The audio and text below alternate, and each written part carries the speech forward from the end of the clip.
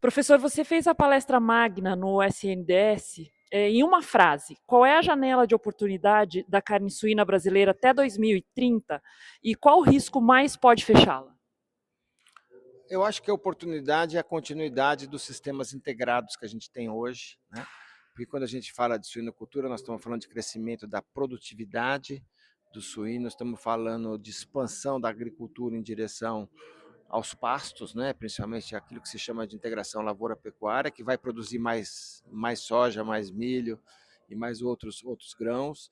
E toda a questão de organização da cadeia, que a do Brasil é muito bem organizada, através de cooperativas integradoras e tudo mais. Então, eu acho que essa é uma oportunidade de crescimento. O que vai faltar? O que vai precisar, na verdade? Não é que vai faltar, o que vai precisar? Vai precisar de mercado, certo? A gente já chegou a 18 quilos por habitante ano aqui no Brasil de consumo de carne suína, a média mundial é 14, mas o frango está para lá de 40. Então, tem espaço para o suíno crescer, né? O boi está na faixa dos 25, 30 e o suíno está com 18. Cresceu nos últimos anos? Cresceu. Dá para crescer mais? Dá. Dá para diferenciar produtos, dá para adicionar valor. Então, primeiro, mercado interno, que é a base. Depois, expandir o mercado externo. Expandir o mercado externo é você, de um lado, solidificar a relação com a China, que é o grande comprador, mas abrir outros mercados, né? A gente está vendo aí recentemente a abertura lá de Filipinas, estamos vendo a questão do México, de Singapura. Então tem um monte de mercados que são oportunidades para suínos, e a gente tem que trabalhar melhor isso, né? O frango vem trabalhando há bem mais tempo, o suíno tem que crescer na exportação.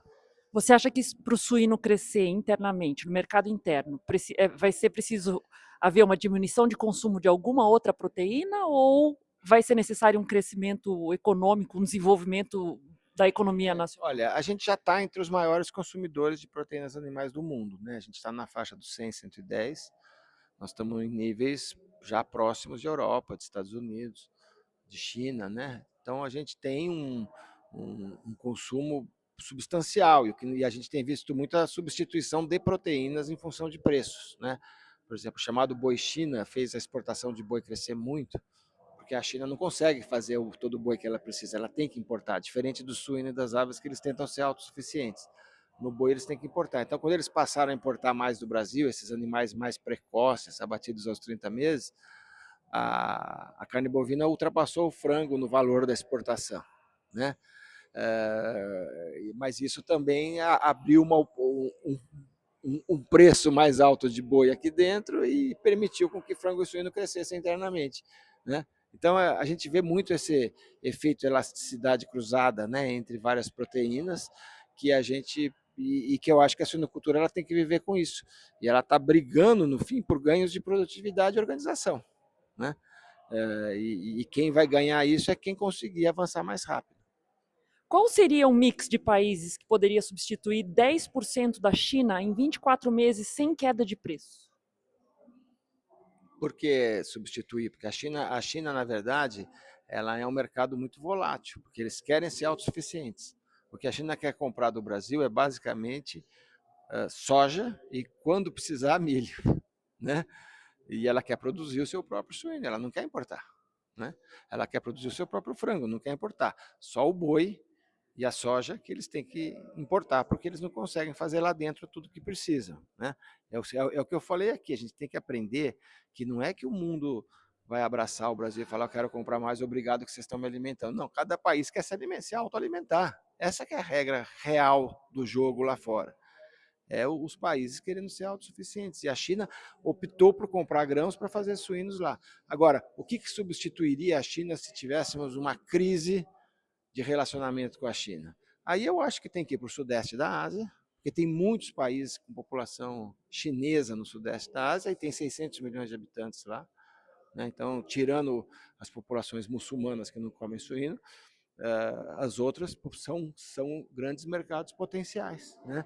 Eu acho que você poderia pensar também no sul da Ásia, né? Você pode pensar em fazer produtos focados em América Latina, em Europa, né? O suíno tem que entrar nesse jogo de exportar para mais de uma centena de países e conseguir desenvolver produtos que atendam cada mercado. Tem o caso lá do Japão. O Japão muito exigente em qualidade e gramatura, né? E hoje está precisando, né? importação de carnes, mesmo tendo uma relação privilegiada com os Estados Unidos, eles têm sido também, eles estão agora na última fase para se abrir para a carne bovina brasileira. Quando você mencionou na sua palestra só falta governo, se tivesse que escolher apenas duas medidas prioritárias para 2025, quais aumentariam mais as exportações de carne suína por real investido? Olha que legal, boa, muito boa a sua pergunta. Eu acho que a mais importante de todas é baixar a taxa de juros. Porque com uma taxa de juros a 15%, nada se paga. E todo mundo se endivida e começa a quebrar. Né? E a gente, infelizmente, está vivendo isso. Acho que a questão de câmbio sempre é fundamental, mas o câmbio é resultado de um monte de coisas e não é uma variável muito controlável, né, para onde ela vai, não vai lá, ela tem muito a ver com a confiança dos mercados e tal. Eu talvez colocasse como uma segunda medida o acesso a mercados. O acesso aos mercados internacionais, esse trabalho de formiguinha que tem que ser feito pelo Ministério da Agricultura, pelo Itamaraty, de abrir os países que estão fechados, de tirar, principalmente no caso de proteínas animais, as restrições não tarifárias. Porque a gente hoje só fala de tarifa porque o Trump trouxe esse assunto à tona, mas para quem vende carne, as restrições não tarifárias, tipo as restrições sanitárias, as restrições técnicas e mesmo as ambientais, são mais importantes e isso é o tema de acesso aos mercados. Então eu diria, basicamente, taxa de juros e acesso a mercados. E em que ano o Brasil passa a disputar o top 2 global da carne suína de forma sustentável? E se não acontecer, qual será o motivo número um? Olha, o Brasil, se for top 2, vai ser top 2 na exportação, tá? Porque na produção tem muito top 1 aí, né? Tem muitos países aí, os Estados Unidos muito maior, a China imensa, a Europa, né? Então eu acho que a gente não vai ser top, nem, não sei nem se vamos estar aí entre os 3 ou 4 maiores na produção, né? Mas na exportação, sim. Por quê? Porque a gente tem essa vocação, né?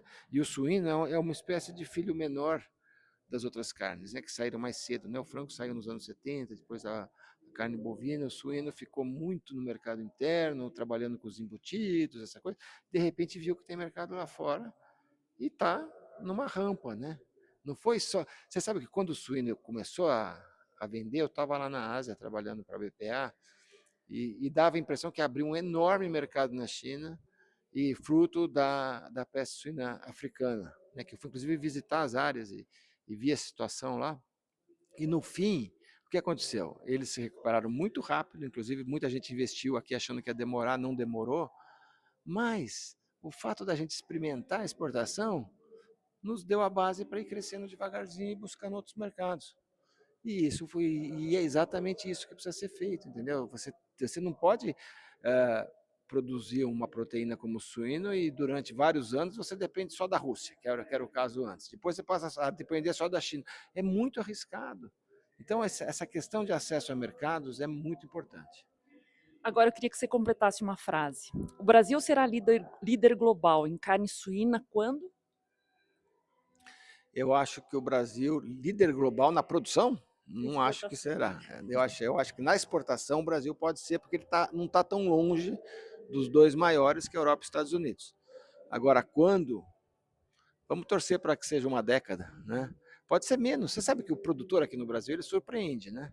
Eu tenho levantado estatísticas que o pessoal faz sobre qual vai ser a produção, a exportação lá dos países que fizeram há 20 anos atrás, e essas estatísticas sistematicamente erram em relação ao Brasil. O Brasil sempre surpreende. Sempre aquilo que se falou que ia fazer em 10, 15 anos, faz em 5, entendeu?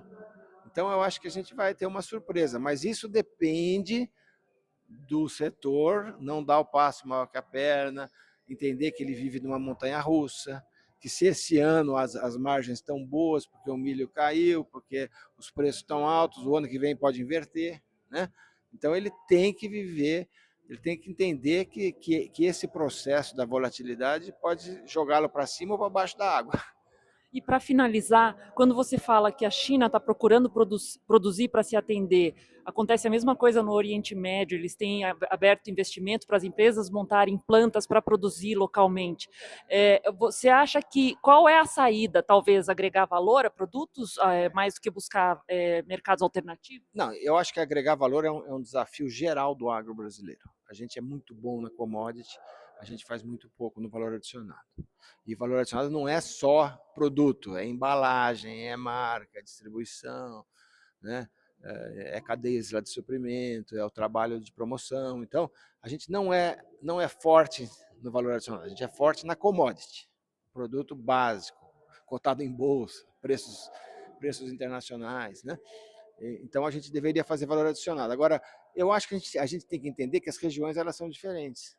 A China, o Sudeste da Ásia são regiões de grande produção e consumo. O Oriente Médio é um cliente tradicional do Brasil, mas aí eu estou falando de suínos e boi, não de porco, certo? Os suínos e boi é um mercado muito, muito tradicional. Eles gostariam de ser mais autossuficientes, mas eles não conseguem. Por quê? Porque eles não têm condições de produzir de forma competitiva, né? A situação desértica impede que eles consigam, por exemplo, fazer aves ou fazer bovinos em alta escala.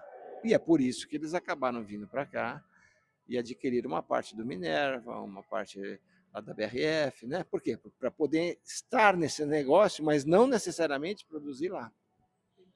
Obrigada, professor. Parabéns pela sua Obrigado. palestra. Obrigado. É um prazer estar com vocês sempre.